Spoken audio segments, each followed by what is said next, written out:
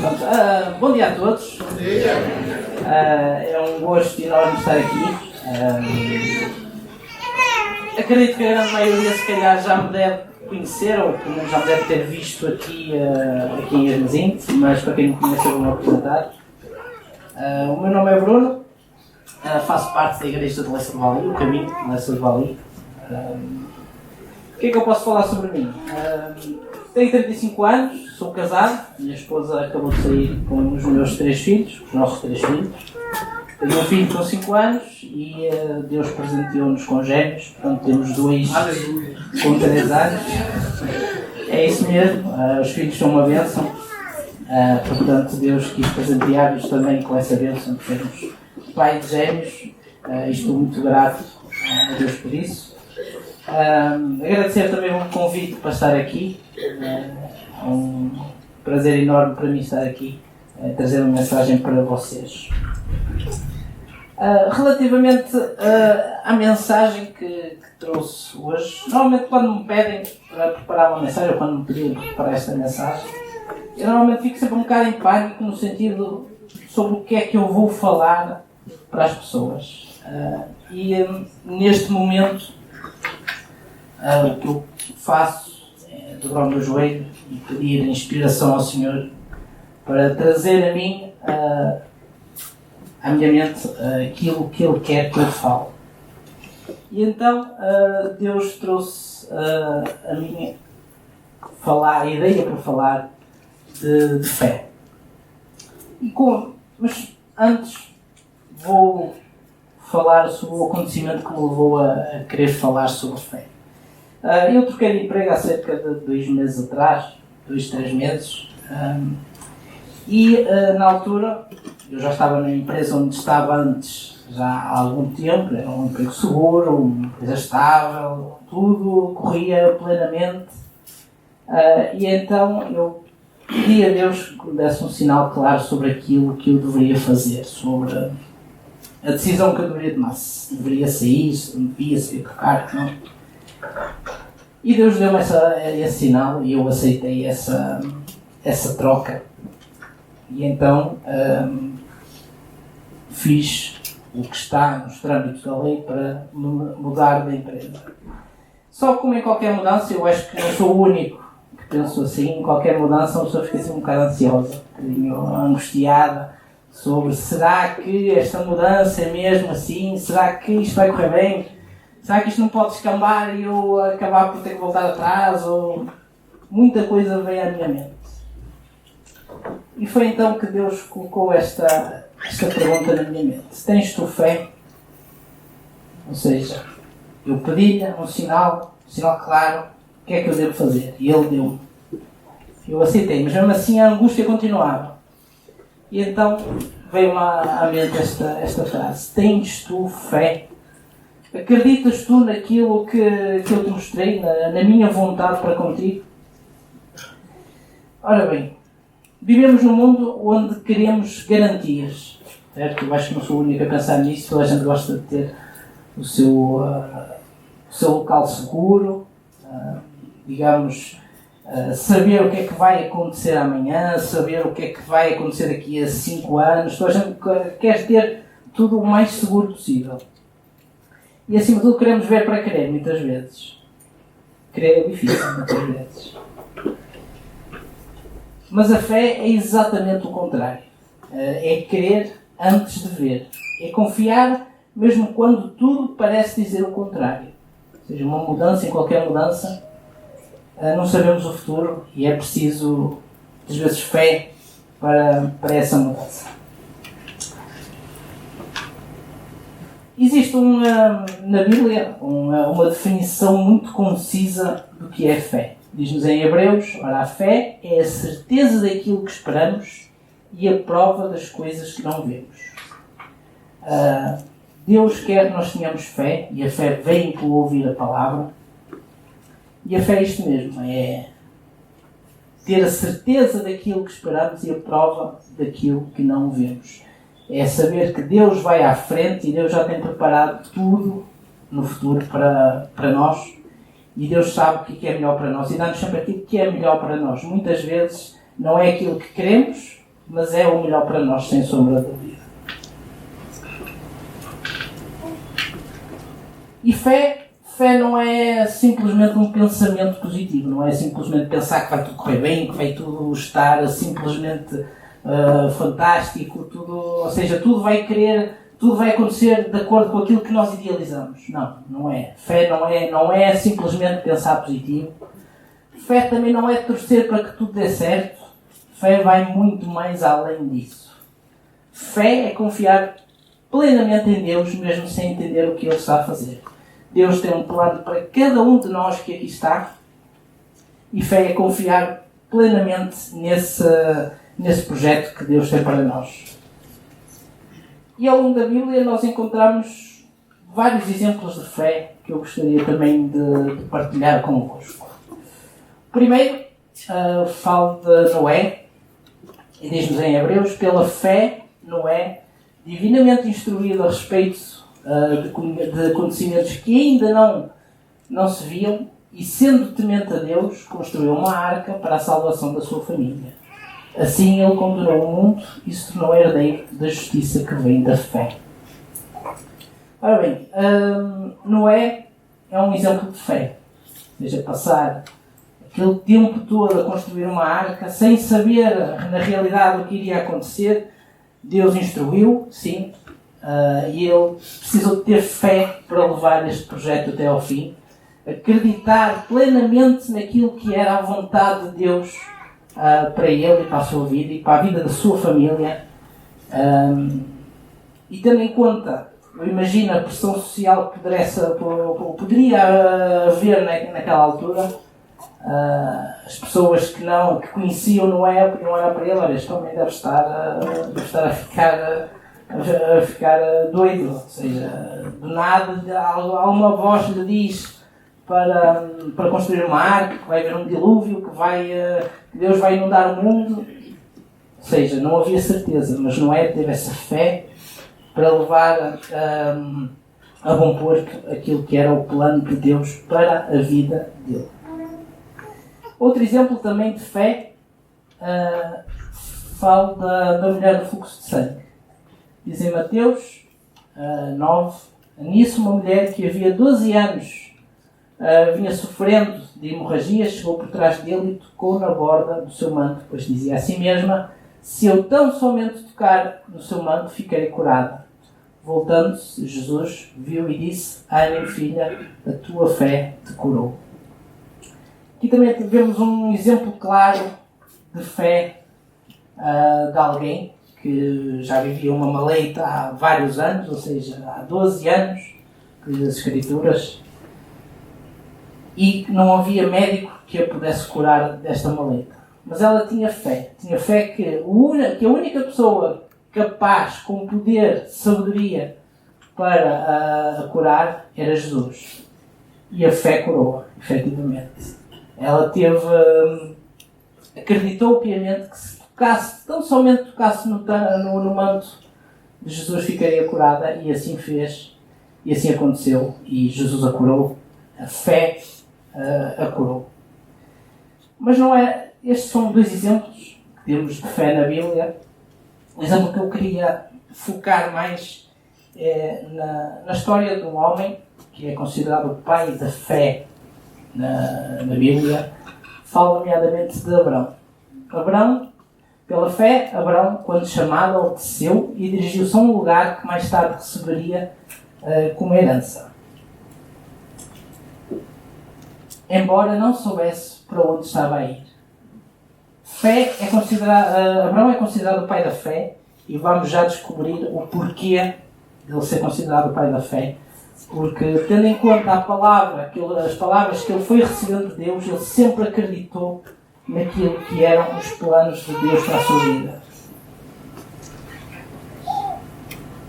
E queremos falar então de algumas palavras que Deus foi dando a Abraão durante a sua vida, que lhe fez mudar, de certa forma, a forma de agir de Abraão. Primeira, fé para renunciar. Ora, o Senhor tinha dito a Abraão: sai da tua terra, da tua parentela e da casa do teu pai, para a terra que eu te mostrarei. Renunciar, ou seja, Abraão estava num local para ele que era familiar, ou seja, onde tinha a família, onde tinha pessoas conhecidas, e Deus disse: sai dessa terra e vai para a terra que eu te mostrarei. Ou seja, Deus nem sequer disse vai para aquela terra. Não lhe disse vai para a terra que eu te mostrarei. Ou seja, sai daí e eu depois vou-te mostrar para a terra para onde tu vais. Foi preciso fé também para Abraão sair da sua cidade, e assim o fez, Abraão, em busca da promessa que Deus lhe fizera. Este chamado é um ponto crucial na história da Bíblia, porque estabelece a base para a aliança entre Deus e Abraão. Começou aqui o fortalecimento da fé de Abraão e da fé que vem pela palavra, de ouvir a palavra do Senhor, tal como Abraão fez. Muitos de nós muitas vezes queremos ter fé, e temos fé, mas não estamos muitas vezes dispostos a renunciar não só a nós mesmos, mas a renunciar aos nossos prazeres, renunciar ao simples facto, ao simples privilégio de estarmos com a nossa família, tal como Abraão fez neste momento.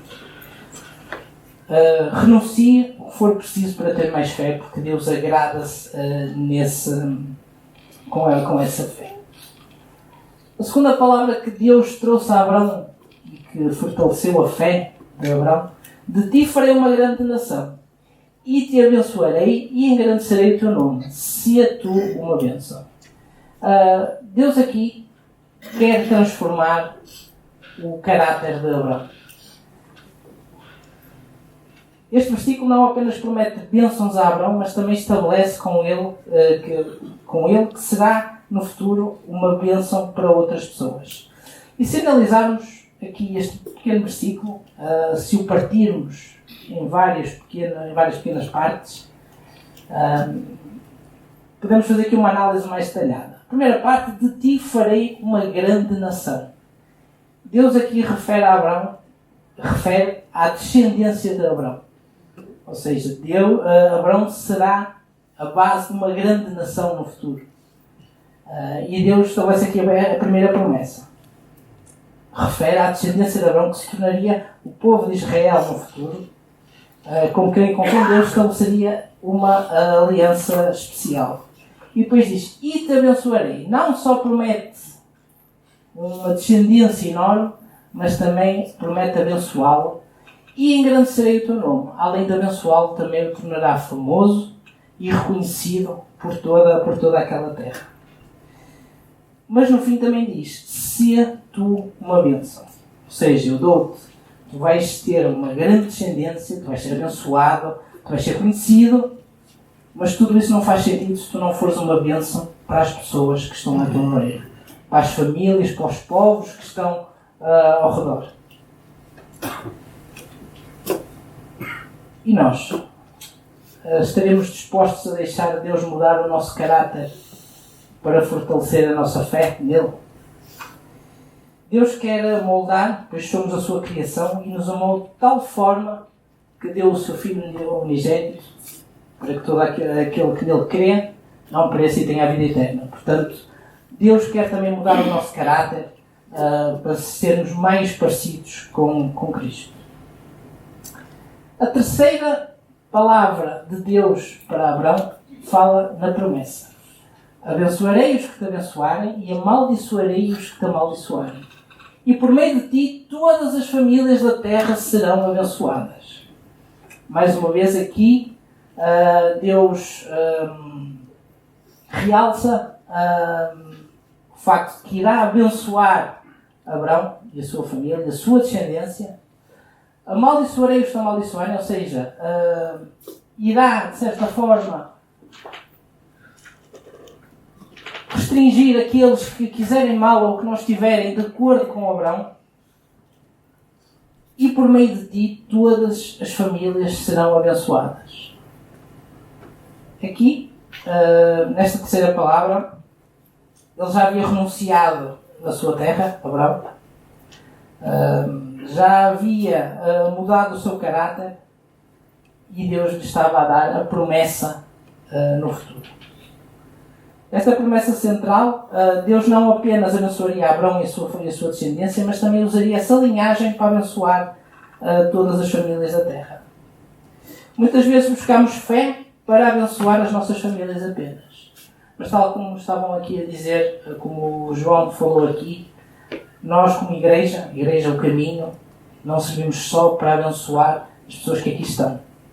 É importante nós abençoarmos tudo o que está à nossa volta, seja em Moimenta, seja noutros lados do país, do mundo, onde quer que seja.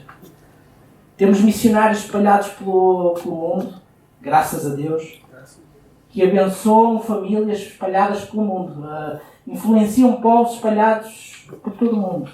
E é isso que Deus quer. Deus quer que nós sejamos abençoados, mas também que sejamos bênção para todos aqueles que nos rodeiam. Só aqui, um pequeno à parte. Eu tenho 3 filhos, os meus filhos são muito barulhentos e muito inquietos e não param e muitas vezes tiram-me fora do sério. Mas eu gosto normalmente quando tenho pessoas em casa, quando recebo visitas, amigos, família. Nós habitualmente temos o hábito de orar à refeição. Eu, a minha esposa e os meus 3 filhos. E gosto quando vêm pessoas de fora, porque os meus filhos têm o hábito. E então chega aquela altura, vamos orar. E quando temos pessoas de fora, principalmente pessoas descrentes, que vão lá à casa, eu gosto que eles orem à refeição. Obrigado, Jesus, pelos alimentos.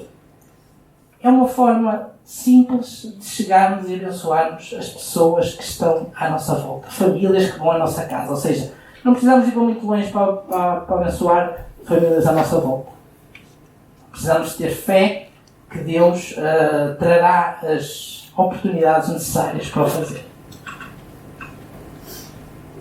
A quarta palavra que Deus trouxe a Abraão foi a fé para sonhar.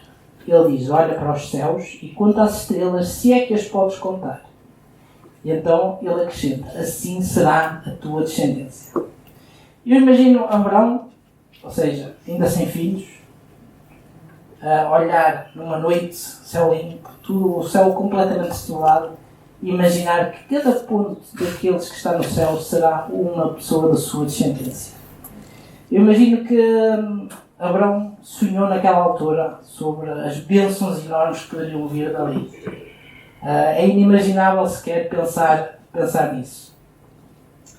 E eu desafio a cada um dos irmãos, não precisam de fazer aqui, em vossas casas, no vosso momento de oração com Deus, a dobrarem o vosso joelho, a fecharem os vossos olhos e a sonharem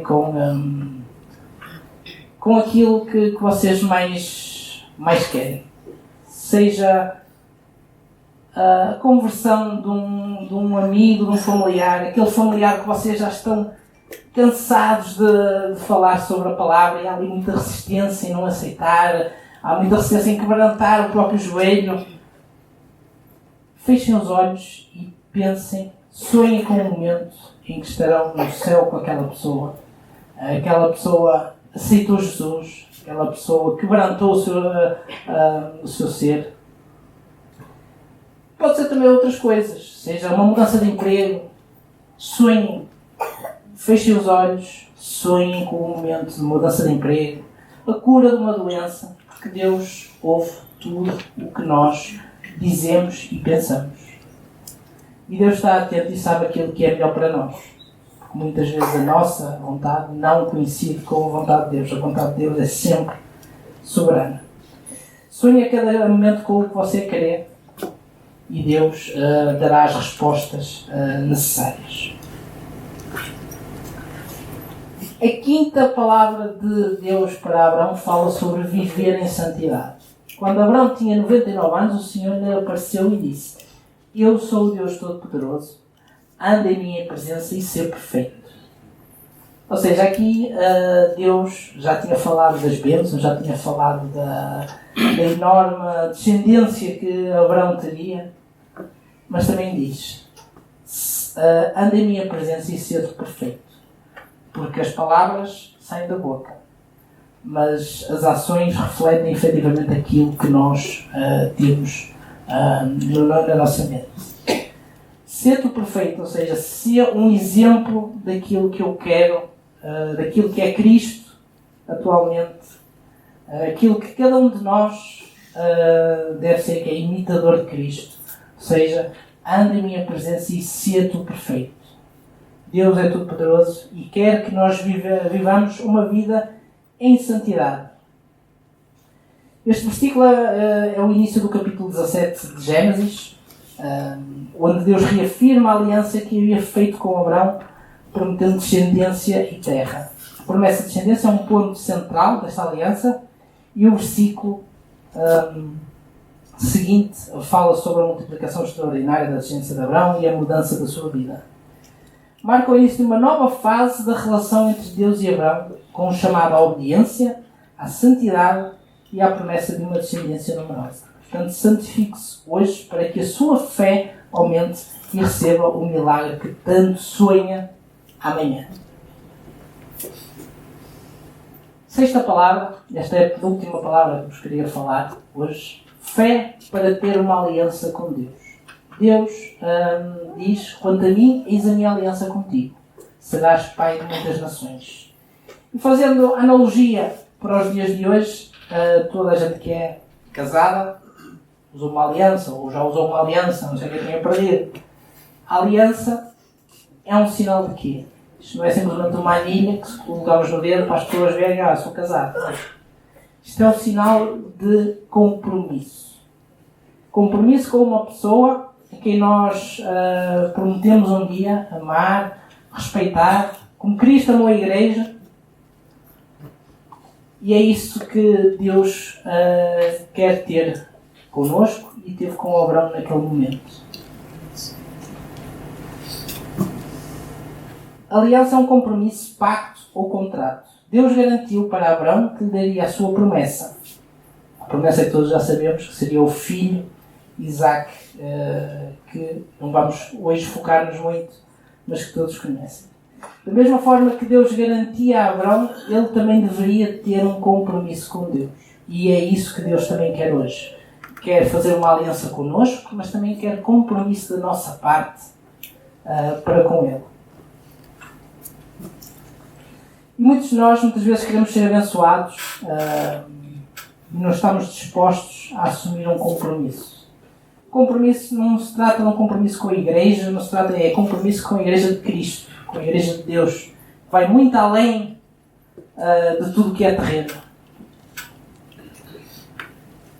E este compromisso não se trata de um compromisso que é feito ao domingo, ou seja, de vir aqui, checklist, estamos aqui, está bom, pronto, o meu compromisso está feito esta semana, já agora daqui 2 a 8 volto a cumprir o meu compromisso e vamos fazendo assim. Não, não é isto que Deus quer. Deus quer que tenhamos um compromisso diário, que sejamos perfeitos, que sejamos imitadores de Cristo, que vivamos uma vida em santidade e não apenas ao domingo vir aqui, estar com os irmãos, é fantástico, eu gosto muito quando vou dessa, gosto muito quando venho aqui de ver irmãos com quem eu não falo habitualmente e gosto de rever, gosto de ver muitas caras novas quando venho cá, que há sempre muitas caras novas, mas vai muito além disso. É ter um compromisso diário e não apenas um compromisso ao domingo.